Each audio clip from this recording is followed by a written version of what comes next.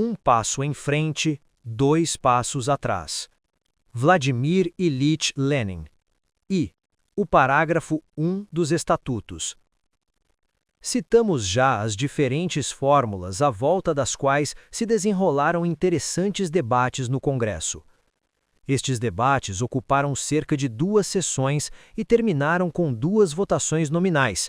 Durante todo o Congresso houve somente, se não me engano, 8 votações nominais, apenas em casos de particular importância, devido à enorme perda de tempo que acarretam. A questão aqui abordada era sem dúvida uma questão de princípio. O interesse do Congresso pelos debates era imenso. Participaram na votação todos os delegados, fato raro no nosso Congresso, como em qualquer grande congresso, e que assim testemunha do interesse dos participantes na discussão. Qual era, pois, a essência da questão em disputa? Já disse no Congresso e repetiu depois mais de uma vez que não considero de modo nenhum a nossa divergência sobre o parágrafo 1 tão essencial que dela dependa a vida ou a morte do partido. Se houver um mau artigo nos estatutos, não vamos, de modo algum, morrer por isso. Páginas 250. Esta diferença em si mesma, ainda que revelando matizes de princípio, não pôde de modo nenhum provocar a divergência, na realidade, para falar sem rodeios, a cisão, que se declarou depois do Congresso. Mas qualquer pequena divergência pode tornar-se grande se insistirmos nela, se a colocarmos em primeiro plano, se nos pusermos a investigar todas as suas raízes e ramificações. Qualquer pequena divergência pode tomar uma enorme importância se servir de ponto de partida para uma virada para certas concepções erradas e se a estas concepções vierem a juntar-se, em virtude de novas divergências complementares, atos anárquicos que levam o partido à cisão. Esta era precisamente a situação no caso que examinamos. Uma pequena divergência relativamente pouco importante sobre o parágrafo 1 tomou agora uma importância enorme, porque foi precisamente o que serviu de ponto de virada para subtilezas oportunistas e para a fraseologia anárquica da minoria, sobretudo no Congresso da Liga da Social-Democracia Revolucionária Russa no estrangeiro. Esta divergência marcou o início da coalizão da minoria escrista com os anti-escristas e com o pântano, que adquiriu precisamente formas acabadas no momento das eleições, e sem a compreensão da qual é impossível compreender a divergência essencial, fundamental, a da questão relativa à composição dos centros. O pequeno erro de Martov e Axelrod a propósito do parágrafo 1 constituía uma ligeira fenda no nosso vaso, como eu disse no Congresso da Liga. Teria sido possível amarrar o vaso mais solidamente, com um nó duplo, e não com um nó corrediço, como tinha julgado ouvir Martov, que no Congresso da Liga se encontrava num estado próximo da histeria. Poderiam orientar todos os esforços para aumentar a fenda, para quebrar o vaso. Foi o que aconteceu, em consequência do boicote e de todas as outras idênticas medidas anárquicas dos zelosos partidários de Martov. A divergência sobre o parágrafo 1 teve um papel considerável na questão da eleição dos centros, e a derrota de Martov neste ponto levou-o à luta no terreno dos princípios, por meios grosseiramente mecânicos e até escandalosos, os discursos do Congresso da Liga da Social-Democracia Revolucionária Russa no estrangeiro. Hoje, depois de todos esses acontecimentos, a questão do parágrafo 1 tomou uma importância enorme e devemos compreender com exatidão tanto o caráter dos agrupamentos no Congresso ao ser votado este parágrafo, como o que é incomparavelmente mais importante, o verdadeiro caráter dos matizes de opinião que se revelaram ou tinham começado a se revelar com o parágrafo 1.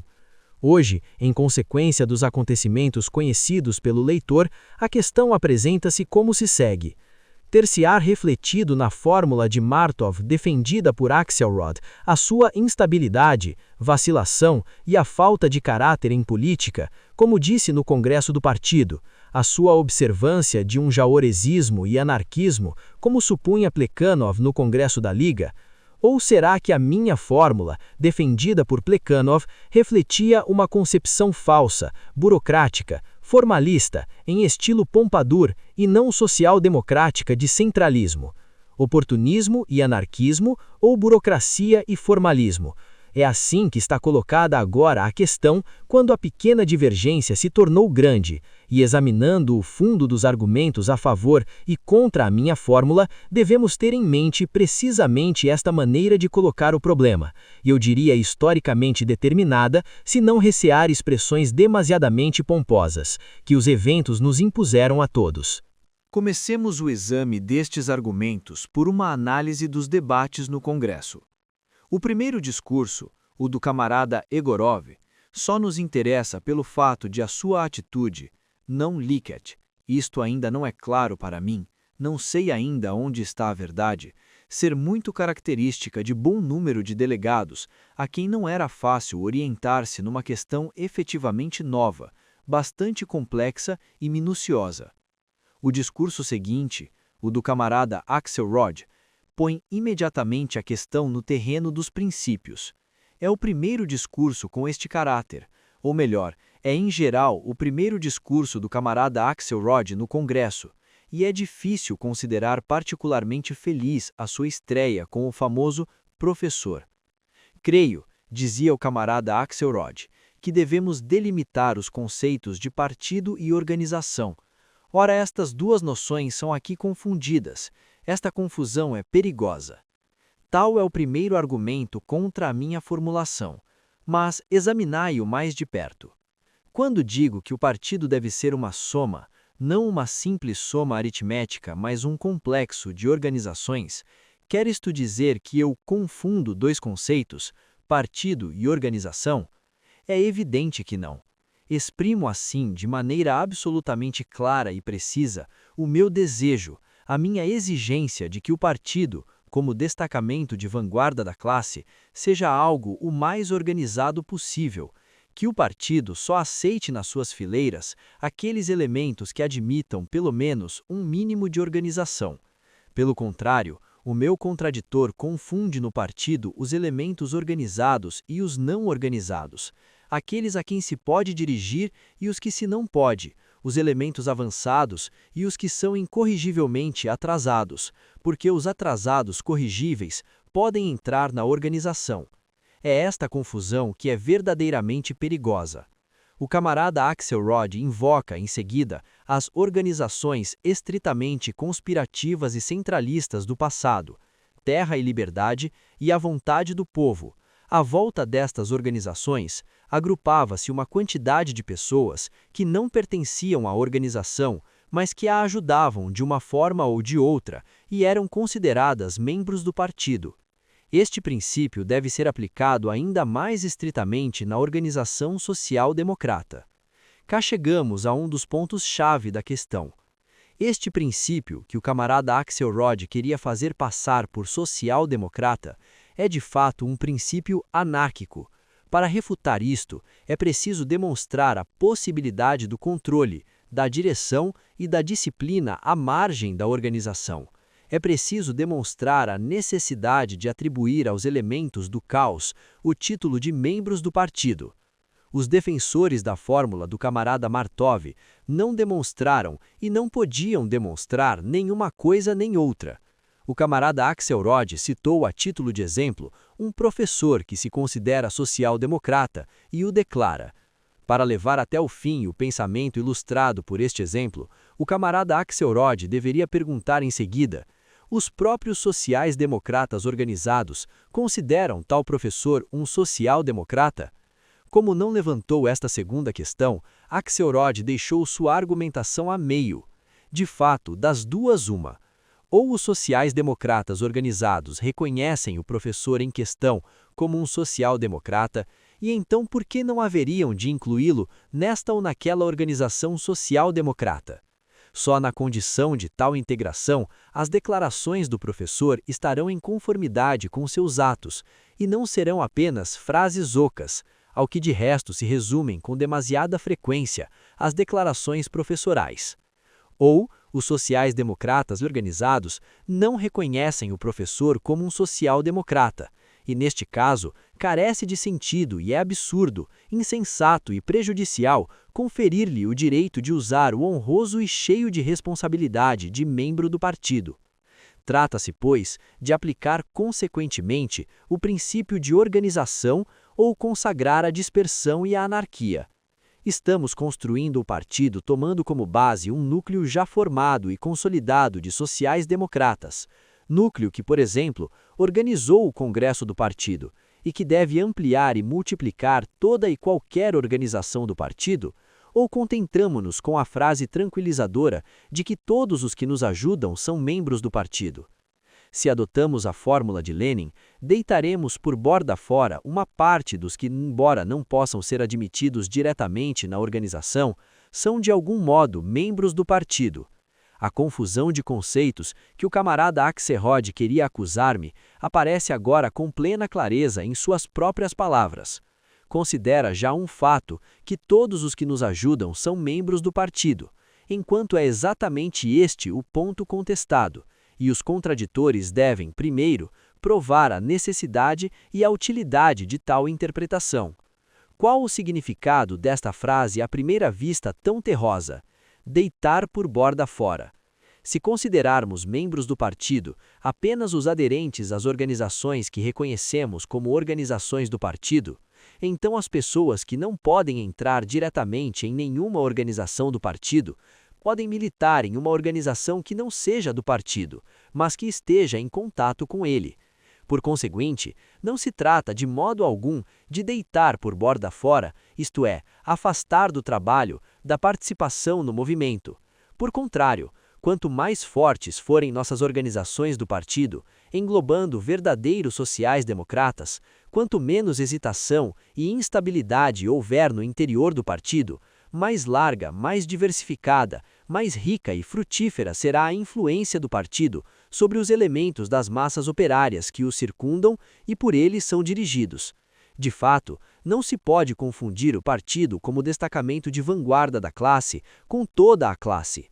Ora, é exatamente nesta confusão, característica de nosso economismo oportunista em geral, que cai o camarada Axelrod, quando diz: naturalmente, estamos criando, em primeiro lugar, uma organização dos elementos mais ativos do partido, uma organização de revolucionários, mas como somos um partido de classe, devemos fazer as coisas de modo a não deixar fora do partido os que conscientemente, embora talvez não se mostrando absolutamente ativos, tenham uma ligação com este partido. Primeiro, no número dos elementos ativos do Partido Social Democrata Operário, não figurarão apenas as organizações de revolucionários, mas uma série de organizações operárias reconhecidas como organizações do partido. Segundo, por que razão ou por virtude de qual lógica se poderia deduzir do fato de sermos um partido de classe a consequência de não ser preciso estabelecer uma distinção entre os que pertencem ao partido e os que têm ligação com o partido? Muito pelo contrário, precisamente devido à existência dos diversos graus de consciência e atividade, é necessário estabelecer uma diferença no grau de proximidade do partido. Nós somos um partido de classe, e é por isso que quase toda a classe, e em tempo de guerra, num período de guerra civil, absolutamente toda a classe, deve agir sob a direção do nosso partido, deve ter com o nosso partido a ligação mais próxima possível. Mas seria Manilovski e seguidismo pensar que, sob o capitalismo, quase toda a classe, ou mesmo toda a classe, estará um dia em condições de se elevar ao ponto de atingir o grau de consciência e atividade do seu destacamento de vanguarda, do seu Partido Social-Democrata. Nunca nenhum social-democrata de bom senso duvidou que, sobre o capitalismo, mesmo a organização sindical, mais rudimentar, mais acessível ao grau de consciência das camadas não desenvolvidas, não está à altura de englobar quase toda ou toda a classe operária. Seria unicamente enganar-se a si mesmo, fechar os olhos para a imensidão de nossas tarefas, restringir nossas tarefas e esquecer a diferença entre o destacamento de vanguarda e toda a massa que pende para ele. E é precisamente este fechar de olhos e este esquecimento que se comete quando se apaga a diferença que existe entre os que têm ligação e os que entram, entre os conscientes e ativos, por um lado, e os que ajudam, por outro. Alegar que somos um partido de classe para justificar a dispersão orgânica, para justificar a confusão entre organização e desorganização, é repetir o erro de Nadezhdin, que confundia a questão filosófica e histórico-social das profundas raízes do movimento com uma questão técnica de organização. O que fazer? Página 91. É esta confusão cujo feliz iniciador foi o camarada Axelrod, que dezenas de vezes repetiram os oradores que defendiam a fórmula do camarada Martov. Quanto mais se difundir o título de membro do partido, tanto melhor, diz Martov, sem, no entanto, explicar qual a utilidade da ampla difusão de um título que não corresponda ao seu conteúdo. Pode negar-se que o controle dos membros não pertencentes à organização do partido seja uma ficção? Uma larga difusão de uma ficção não é útil, antes prejudicial. Só temos que nos congratular se cada grevista, cada manifestante, tomando a responsabilidade dos seus atos, puder declarar-se membro do partido. Página 239. Será verdade? Qualquer grevista deverá ter o direito de declarar-se membro do partido? Com esta tese, o camarada Martos leva de uma assentada o seu erro até o absurdo, rebaixando a social-democracia ao grevismo, repetindo as desventuras dos Akimov. Só temos que nos alegrar se a social-democracia conseguir dirigir cada greve, porque é seu dever direto e absoluto dirigir todas as manifestações da luta de classe do proletariado, e a greve é uma das manifestações mais profundas e vigorosas desta luta. Mas seremos seguidistas se admitirmos que se identifique esta forma elementar de luta, que ipso facto não é mais que uma forma trade unionista, com a luta social-democrata, multilateral e consciente.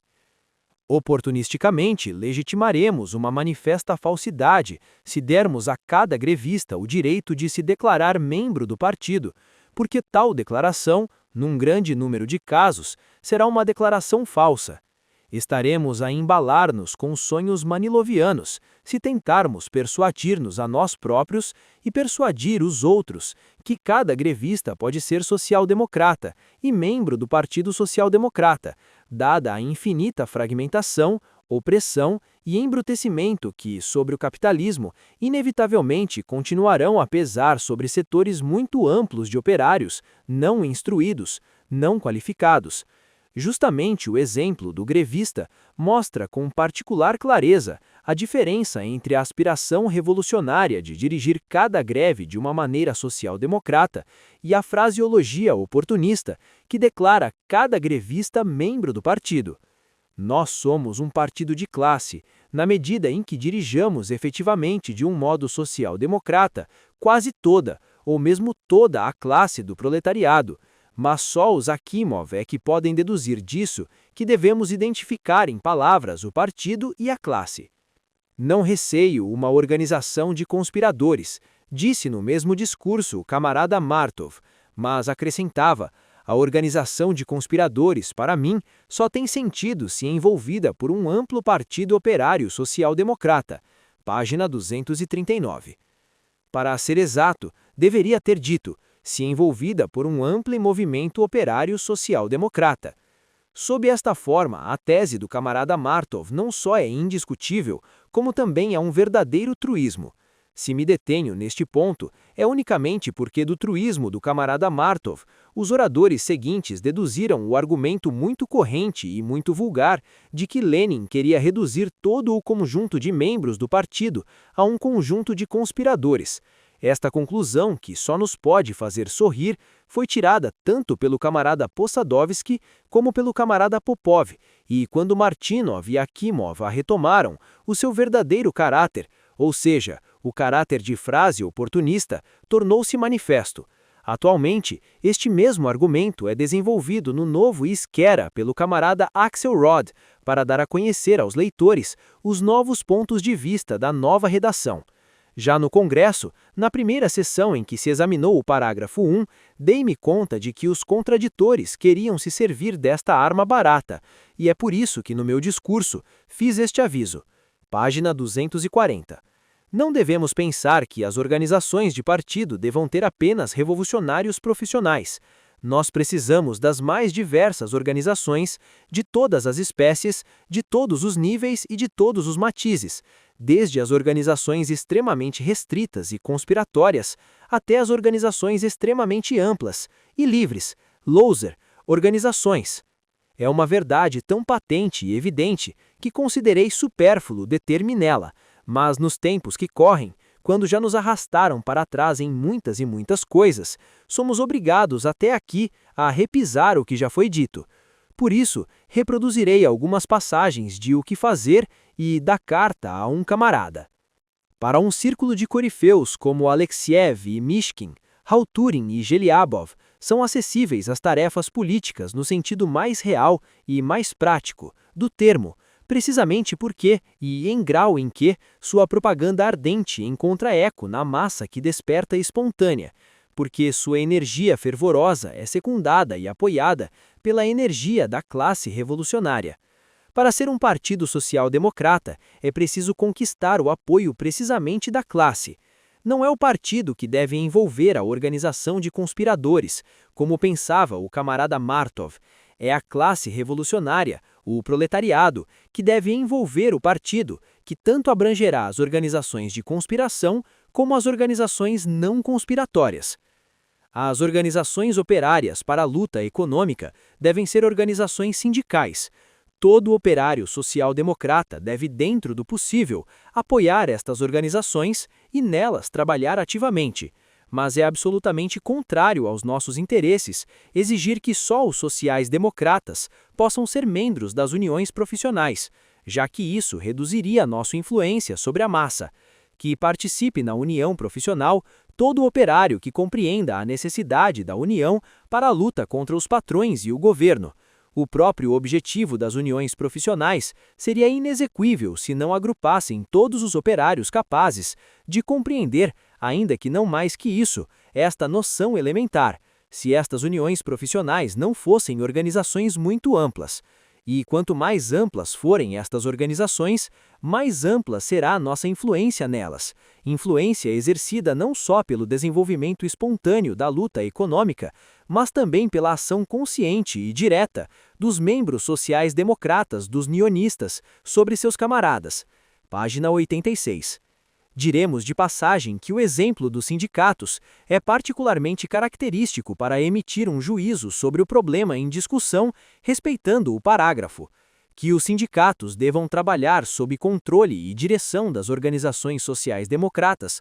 A este respeito, não pode haver duas opiniões entre os sociais-democratas, mas partir desta base, para dar a todos os membros destes sindicatos o direito de se declararem membros do Partido Social Democrata, seria um absurdo e representaria a ameaça de um duplo dano.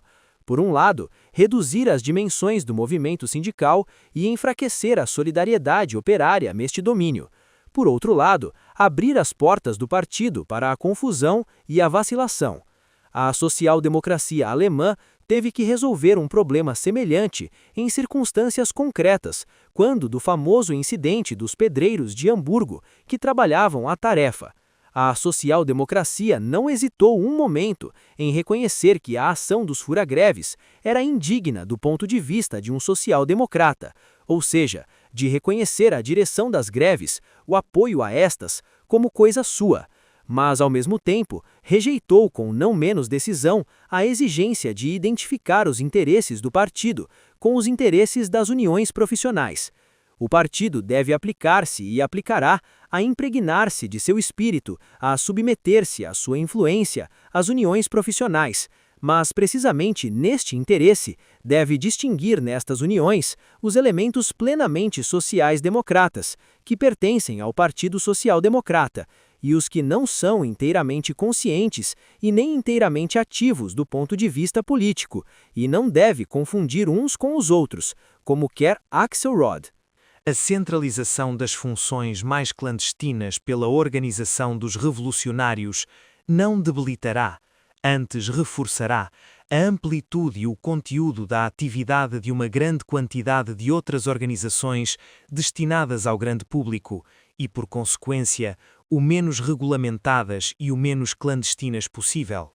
Sindicatos operários, círculos operários de autodidatas e de leitura de literatura ilegal, círculos socialistas, círculos democráticos para todos os outros setores da população, etc., etc.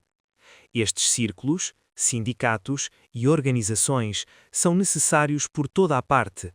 É preciso que sejam o mais numerosos e as suas funções as mais variadas possível.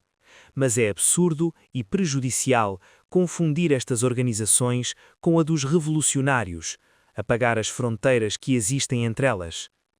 Página 96. Esta passagem mostra quão despropositadamente o camarada Martov me recordou que amplas organizações operárias devem envolver a organização de revolucionários. Eu já tinha assinalado isso em Que Fazer e desenvolvi esta ideia de forma mais concreta na carta a um camarada. Os círculos de fábricas, escrevia eu na referida carta, são particularmente importantes para nós. Com efeito, a principal força de movimento reside no grau de organização dos operários das grandes fábricas, visto que as grandes empresas e fábricas englobam a parte predominante da classe operária, não só pelo seu número, mas mais ainda pela sua influência, pelo seu desenvolvimento, pela sua capacidade de luta. Cada fábrica deve ser uma fortaleza nossa. O subcomitê de fábrica deve esforçar-se por englobar toda a fábrica, o maior número possível de operários, numa rede de todo tipo de círculos, ou agentes.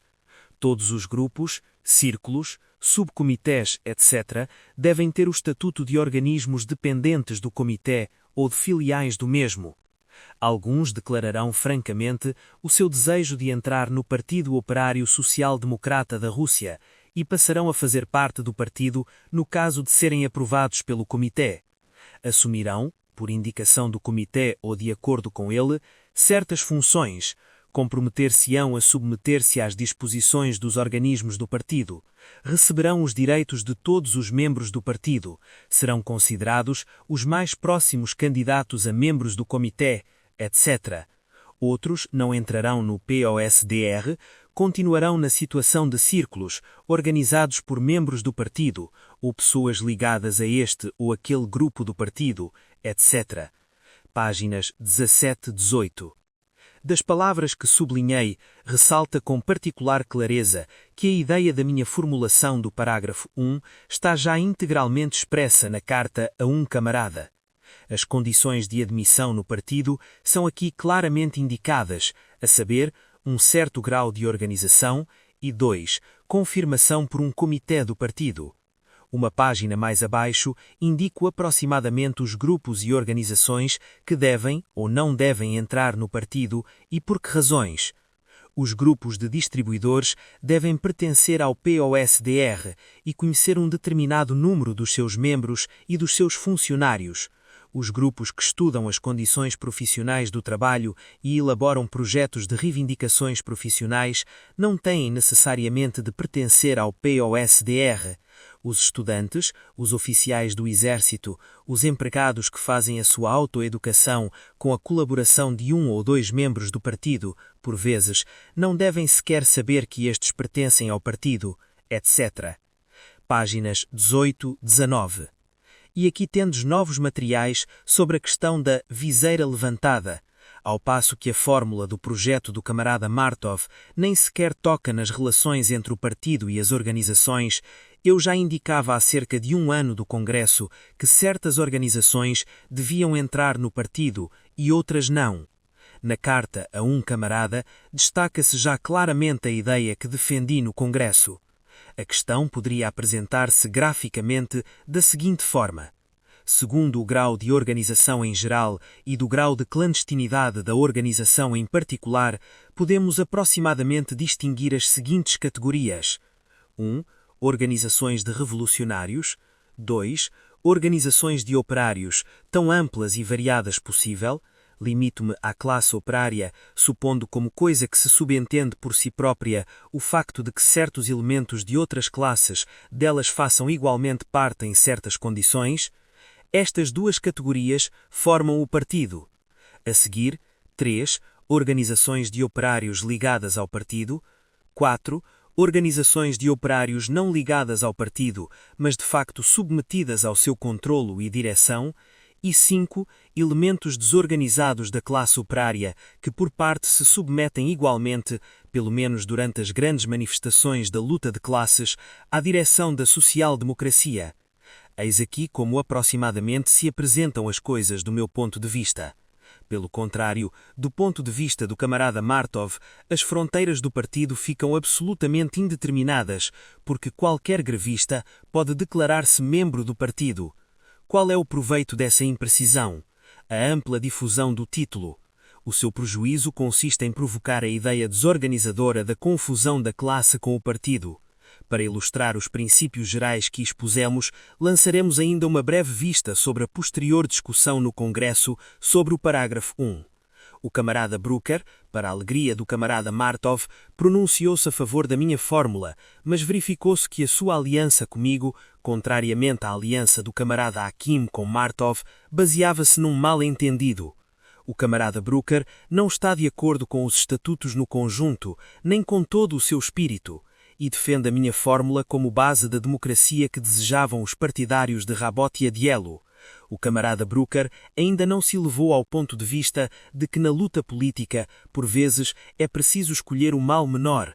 O camarada Brucker não se apercebeu que era inútil defender democracia num congresso como o nosso. O camarada Hakim mostrou-se mais perspicaz.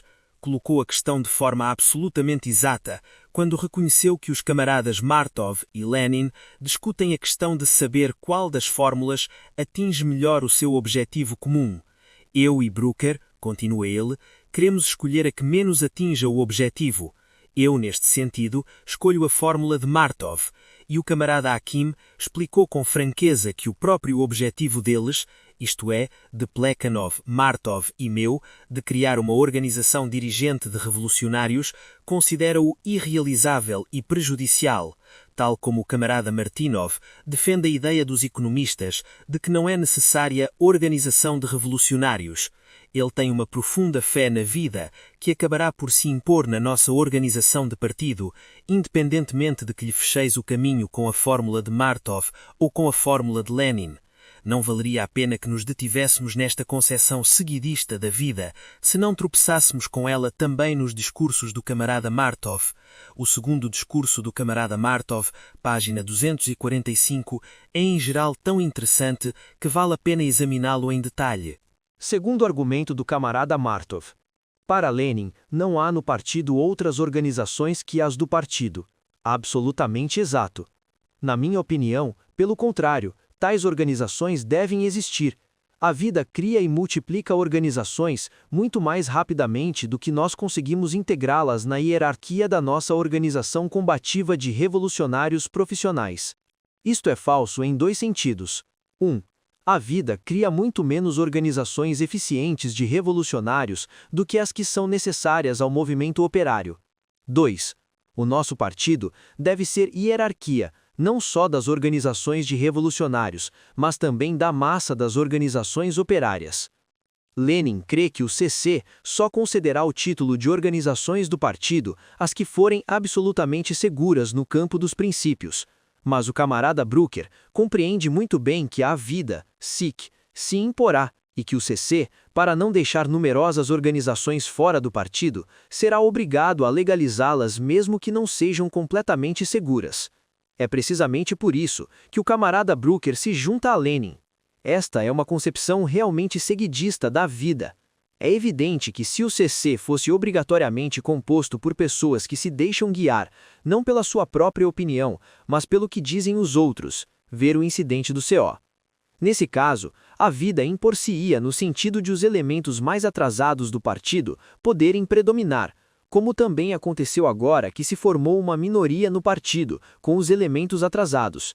Mas é impossível invocar um único motivo racional que possa obrigar um CC inteligente a admitir no partido elementos que não sejam seguros. É precisamente com esta alusão à vida que cria elementos não seguros que o camarada Martov põe em evidência o caráter oportunista do seu plano de organização. Quanto a mim, pelo contrário, prossegue. Penso-se uma organização deste tipo, que não é completamente segura, consente em aceitar o programa do partido e o controle do partido, nós podemos admiti-la no partido, sem que por isso façamos dela uma organização do partido. Consideraria um grande triunfo do nosso partido se, por exemplo, qualquer união de independentes decidisse aceitar o ponto de vista da social-democracia e o seu programa e entrar no partido, o que todavia não significaria que integrássemos essa união na organização do partido. Eis aqui a que confusão leva a fórmula de Martov: organizações sem partido que pertencem ao partido. Imaginem só o seu esquema. O partido igual 1. Organizações de revolucionários, mais 2. Organizações operárias reconhecidas como organizações do partido, mais 3. Organizações operárias não reconhecidas como organizações do partido, principalmente formadas por independentes, mais 4. Indivíduos encarregados de diversas funções, professores, estudantes de liceu, etc., mais 5. Qualquer grevista. Ao lado deste notável plano, só podemos colocar as palavras do camarada Orliber. A nossa tarefa não é exclusivamente organizar uma organização, intuição, mas podemos e devemos organizar o partido. Página 241. Sim, com certeza, podemos e devemos fazê-lo, mas para isso são necessárias não as palavras vazias de sentido sobre organizar organizações, mas sim exigir diretamente aos membros do partido que realizem efetivamente um trabalho de organização. Falar de organizar o partido e defender que se encubra com a palavra partido toda espécie de desorganização e dispersão é falar por falar. A nossa fórmula, diz o camarada Martov, exprime a aspiração de que exista entre a organização de revolucionários e a massa uma série de organizações. Não é isso precisamente. Esta aspiração verdadeiramente obrigatória é justamente o que a fórmula de Martov não exprime, pois não estimula a organizar-se, não contém a exigência de organizar-se, não separa o organizado do inorganizado. Não dá senão um título. E a propósito disto, não podemos deixar de lembrar as palavras do camarada Axelrod. Não há decretos que possam proibi-los, aos círculos da juventude revolucionária, etc., e a pessoas isoladas de se dizerem sociais-democratas, santa verdade, ou até de se considerarem parte integrante do partido. Isto já é absolutamente falso. Proibir alguém de se dizer social-democrata é impossível e é inútil, porque esta palavra apenas exprime diretamente um sistema de convicções e não relações determinadas de organização. Proibir círculos e pessoas isoladas de se considerarem parte integrante do partido é possível e necessário quando esses círculos e pessoas prejudicam a causa do partido, o corrompem ou o desorganizam. Seria ridículo falar de um partido como de um todo, como de uma grandeza política, se ele não pudesse proibir por decreto a um círculo considerar-se parte integrante do todo. De que serviria então fixar um método e condições para a expulsão do partido? O camarada Axelrod levou com evidência ao absurdo o erro fundamental do camarada Martov. Erigiu mesmo este erro em teoria oportunista quando acrescentou: na fórmula de Lenin, o parágrafo 1 está manifestamente em contradição de princípios com a própria essência e com as tarefas do Partido Social-Democrata do Proletariado. Isto significa nem mais nem menos o seguinte: o exigir mais do partido do que a classe contradiz de princípio a própria essência das tarefas do proletariado. Não é de se espantar que Akin tenha defendido com todas as suas forças semelhante teoria. A justiça exige que se diga que o camarada Axelrod, que agora quer converter esta fórmula errada, que manifestamente tende para o oportunismo, em germe de novas opiniões, no Congresso, pelo contrário, mostrou-se disposto a negociar, tendo dito: mas dou-me conta de que estou arrombando uma porta aberta. Disto mesmo me dou eu conta no novo Iskra. Restavam ainda pessoas isoladas, mas também nisto poderíamos negociar. Respondi ao camarada Axelrod que, falando em geral, não era contrário a negociar, e tenho de esclarecer agora em que sentido o disse. É precisamente no respeitante às pessoas isoladas, todos esses professores, estudantes de liceu e outros, que eu teria feito menos concessões.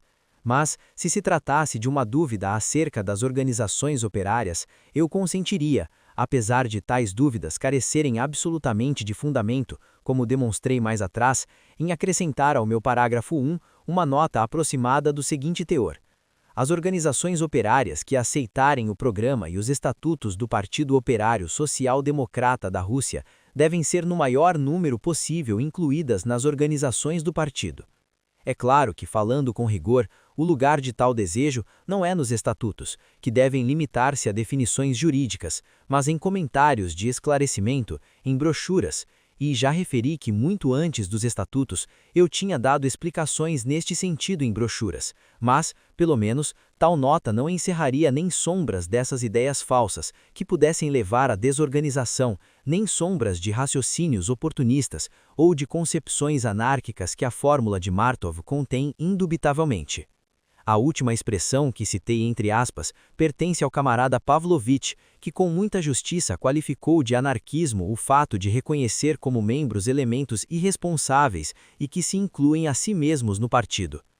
Traduzida em linguagem comum, dizia Pavlovich, explicando a minha fórmula ao camarada Liber, se você quiser ser membro do partido, tem que reconhecer também as relações de organização, e não apenas de maneira platônica. Embora simples, esta não foi supérflua, como demonstraram os acontecimentos posteriores ao Congresso, não só para os diversos professores e estudantes de liceu duvidosos, mas também para os mais autênticos membros do partido, para as pessoas de cima. O camarada Pavlovich assinalou com nem menos justiça a contradição entre a fórmula de Martov e o princípio indiscutível do socialismo científico que tão infelizmente citou o camarada Martov. O nosso partido é o intérprete consciente de um processo inconsciente. Exatamente. E é precisamente por isso que é errado querer que qualquer grevista possa intitular-se membro do partido. Porque, se qualquer greve não fosse simplesmente a expressão espontânea de um poderoso instinto de classe e de luta contra classes que conduz inevitavelmente à revolução social, então a greve geral não seria uma frase anárquica. Nosso partido abrangeria imediatamente, de uma só vez, toda a classe operária e, por conseguinte, acabaria também de uma só vez com toda a sociedade burguesa. Para ser verdadeiramente intérprete consciente, o partido deve saber estabelecer relações de organização que assegurem um certo nível de consciência e elevem sistematicamente este nível. Para seguir o caminho de Martov, diz o camarada Pavlovich, é preciso primeiro suprimir o ponto relativo ao reconhecimento do programa, porque, para aceitar um programa, é preciso assimilá-lo e compreendê-lo. Reconhecer o programa implica um nível bastante elevado de consciência política. Nunca admitiremos que o apoio à social-democracia, que a participação na luta por ela dirigida, sejam artificialmente limitados por quaisquer exigências, assimilação, compreensão, etc., porque esta mesma participação, pelo simples fato de se afirmar, eleva a consciência e os instintos de organização. Mas, já que nos agrupamos em um partido para trabalho metódico, devemos cuidar de assegurar este caráter metódico. Que a advertência do camarada Pavlovich sobre o programa não foi supérflua, viu-se imediatamente nessa mesma sessão. Os camaradas Akin e Liber, que haviam feito triunfar a fórmula do camarada Martov, imediatamente revelaram sua verdadeira natureza ao exigir que, para ser membro do partido, se reconhecesse também o programa apenas de um modo platônico, apenas nos seus princípios fundamentais. A proposta do camarada Akin é perfeitamente lógica do ponto de vista do camarada Martov, observou o camarada Pavlovich. Infelizmente, as atas não nos dizem quantos votos teve a proposta de Akin, pelo menos 7, segundo todas as probabilidades, 5 bundistas, Akin e Brucker. E a saída precisamente dos 7 delegados do Congresso transformou a compacta maioria, anti-iskristas, centro e partidários de Martov, que se tinha começado a formar à volta do parágrafo 1º dos estatutos, numa compacta minoria.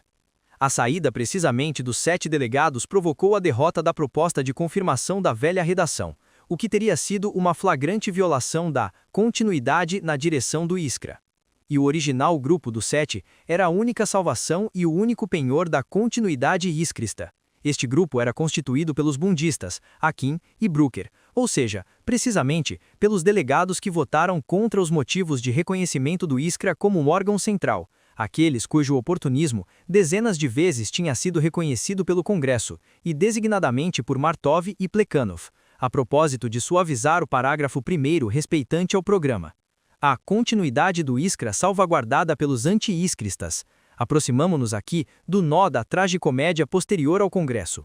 O agrupamento de votos sobre o parágrafo 1º dos Estatutos revelou um fenômeno exatamente do mesmo gênero que o incidente da igualdade de direitos das línguas. A separação de 1/4, aproximadamente, da maioria iscrista torna possível a vitória dos anti-iscristas, seguidos pelo centro.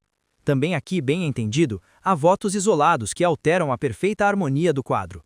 Numa assembleia tão numerosa como o nosso Congresso, encontram-se infalivelmente elementos selvagens, que se inclinam por casualidade ora para um lado, ora para outro, sobretudo a propósito de uma questão como o parágrafo 1º, em que o verdadeiro caráter de divergência apenas começava a desenhar-se, e muitos, na realidade, não conseguiam ainda orientar-se, por se não ter tratado previamente do problema na literatura. Dos iscristas da maioria, afastaram-se 5 votos. Rousseau e Karski, cada um com 2 votos, e Lenski com 1 voto. Em contrapartida, a ela se juntaram um anti-iscrista, Brucker, e 3 do centro, Medved, Egorov e Tsaryov. Daqui resultou um total de 23 votos, 24 menos 5 mais 4. 1 voto menos que o agrupamento definitivo nas eleições. A maioria foi dada a Martov pelos anti-iscristas, dos quais 7 eram a favor dele, e 1 a meu favor. 7 do centro eram também a favor de Martov, 3 a meu favor. A coligação da minoria iscrista com os anti-iscristas e o centro, que constituiu uma minoria compacta no fim do Congresso, e depois do Congresso, começava a formar-se.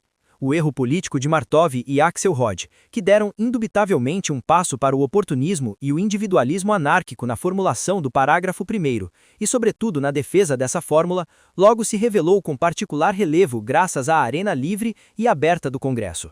Revelou-se pelo fato de os elementos menos estáveis e menos firmes no campo dos princípios terem lançado imediatamente todas as suas forças para alargar a fenda, a brecha que se tinha aberto nas opiniões da social-democracia revolucionária. O trabalho conjunto no Congresso por pessoas que prosseguiam abertamente, no domínio da organização, objetivos diferentes, ver o discurso de Akin, logo levou os adversários de princípio do nosso plano de organização e dos nossos estatutos a apoiar o erro dos camaradas Martov e Axelrod. Os iscristas, que também neste ponto se tinham mantido fiéis aos pontos de vista da social-democracia revolucionária, encontraram-se em minoria. Esta é uma circunstância de enorme importância, porque sem a esclarecida, é absolutamente impossível compreender quer a luta por particularidades dos estatutos, quer a luta pela composição pessoal do órgão central e do comitê central.